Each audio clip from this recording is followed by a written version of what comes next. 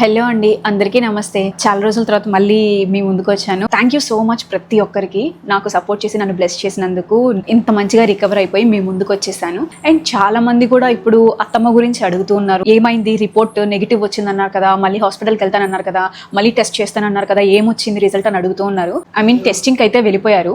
So ఈ రోజు reports వస్తాయి. ఈ రోజు రిపోర్ట్స్ కోసమే హాస్పిటల్కి వెళ్ళున్నారు. ఈ రోజు రిపోర్ట్స్ వచ్చిన తర్వాత తెలుస్తుంది. So hope for the best.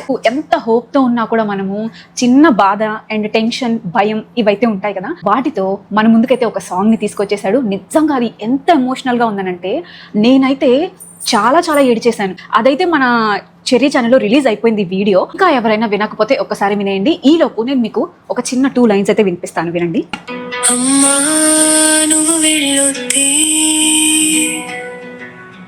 ఇంటి దీపం మారిపోదే, నన్ను నడిపిన నీ అడుగులు ఇలా నెమ్మదిగా కొత్తమ్మా.